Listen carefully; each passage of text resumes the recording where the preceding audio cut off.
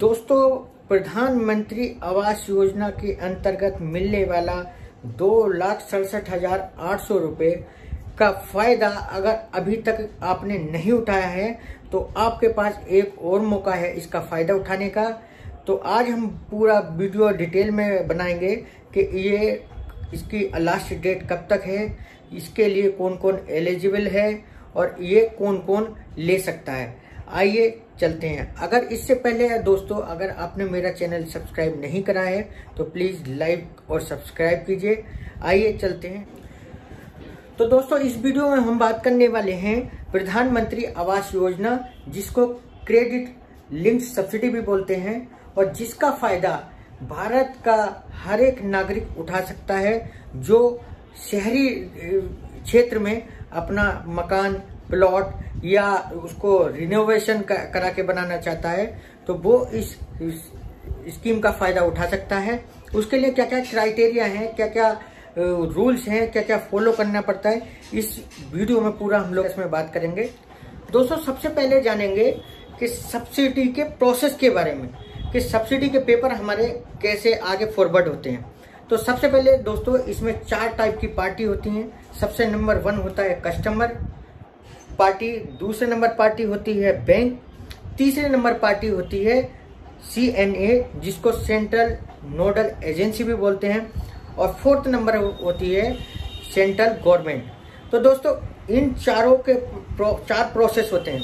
4 process में सबसे पहले कस्टमर जो है बैंक को पेपर देगा, बैंक उसको चेकिंग करने के बाद में, पूरा देखने के बाद में फॉरवर्ड करेगा CNA को। सबसे महत्वपूर्ण जो इसका रोल है वो होता है CNA में। तो CNA अगर वेरीफाई करता है पेपर को तो वो लास्ट भेजता है सेंट्रल गवर्नमेंट को। अब सेंट्रल गवर्नमेंट का क्या काम है, खाली CNA का अप्रूवल मिलने का है, फिर उसको पैसा आगे फॉरवर्ड करने का है। अभी फिर एक चेन हमारा घूम गया। दूसरे चेन में क्या होता है कि ये पैसा कैसे कस्टमर तक पहुंचता है उसके बारे में समझ लेते हैं। तो सेंट्रल गवर्नमेंट पैसा फॉरवर्ड करता है CNA के लिए, CNA फॉरवर्ड करता है बैंक के लिए, और बैंक करता है हमारे अकाउंट के बारे में। तो दोस्तों ये तो हो गया हमारा प्रोसेस, कि प्रोसेस हमारा जो क्रेडिट लिंक सब्सिडी है तो उसका हमारा प्रोसेस खाते में आने का क्या है। अब उसके लिए क्या क्या क्राइटेरिया है, क्या क्या पेपर लगते हैं, क्या क्या होना जरूरी है, अब हम उसके बारे में बात करते हैं। तो दोस्तों बात करते हैं कि ये सब्सिडी मिलेगी कैसे।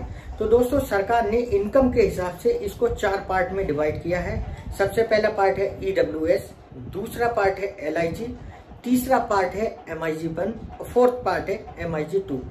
MIG1 और MIG2 को बारे में हम नहीं बात करेंगे क्योंकि इसकी जो लास्ट डेट वो निकल चुकी है। इसकी स्टार्टिंग डेट थी 1 जनवरी 2017 से 31 मार्च 2021।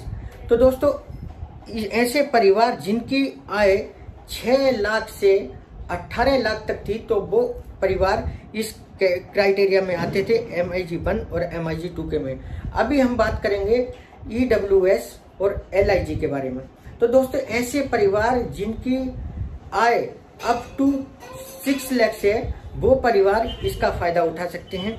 अब जिन परिवार का अप टू 3 लाख आय है वो आते हैं EWS में, और जिनका 3 अप टू 6 लाख आय है तो वो आते हैं LIG में।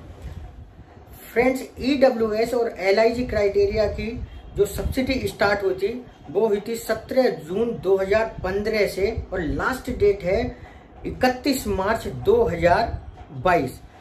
तो दोस्तों जो परिवार 0 से 6 लाख तक की आय के अंतर्गत आते हैं उनके लिए जो है 31 मार्च 2022 तक ये सब्सिडी लागू है मिलनी, तो वो परिवार इसका फायदा उठा सकते हैं। तो दोस्तों अब बात करते हैं कि ये परिवार इसका फायदा कैसे उठाएंगे। तो दोस्तों जिसकी आय अप टू 3 लाख से जो परिवार EWS में आते हैं तो वो परिवारों के लिए कारपेट एरिया मैक्सिमम रखा है 30 स्क्वायर मीटर, यानी कि वो 30 स्क्वायर मीटर का फ्लैट ले सकते हैं या प्लॉट में अपना बना सकते हैं। उसका एरिया जो है वो 30 स्क्वायर मीटर होना चाहिए मैक्सिमम। अब आता है LIG जिसकी अप टू 6 लाख से आए तो वो परिवार मैक्सिमम 60 स्क्वायर मीटर का प्लॉट या फ्लैट ले सकते हैं। तो ये हुआ LIG और EWS का कितना एरिया मैक्सिमम ले सकते हैं। तो ये परिवार दोनों 30 स्क्वायर मीटर और 60 स्क्वायर मीटर LIG वो इसका उपभोक्ता फायदा उठाता है। तो फ्रेंड्स, अब उनको क्या करना है कि अगर कहीं शहर में वो अपना घर बना रहा है या फ्लैट परचेज कर रहा है तो उस पे उसको लोन लेना होगा।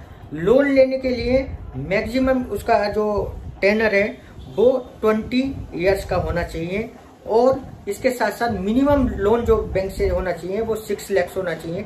6 लाख पे भी सब्सिडी मिलेगी बट कम पूरी सब्सिडी नहीं मिलेगी। तो इसलिए मैक्सिमम मिनिमम 6 लाख होना चाहिए, 6 लाख से ऊपर ही होना चाहिए। जो लोन अमाउंट है वो 6 लाख से ऊपर होना चाहिए। तो दोस्तों, अब बात करते हैं EWS और LIG जो परिवार हैं इसका क्राइटेरिया में आते हैं फायदा उठाने के लिए।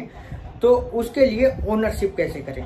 दोस्तों, गवर्नमेंट के हिसाब से जो एक फैमिली माना गया है वो वाइफ, हस्बैंड और अनमैरिड बच्चे, ये एक फुल फैमिली माना गया है।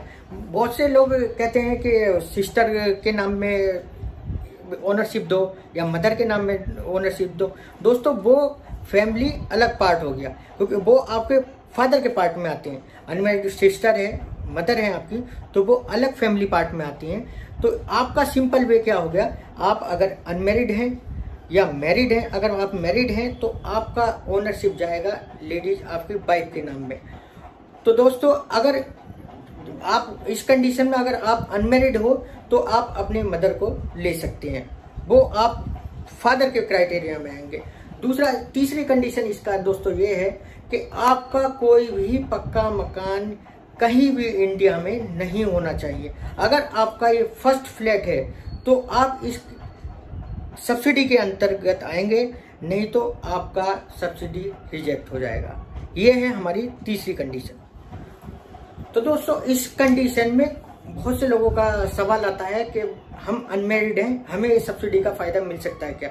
दोस्तों, अगर आप अनमैरिड हो, सेल्फ डिपेंड हो, आप जॉब करते हो तो आप उस सब्सिडी का फायदा उठा सकते हैं, चाहे वो जेंट्स हो या लेडीज हो।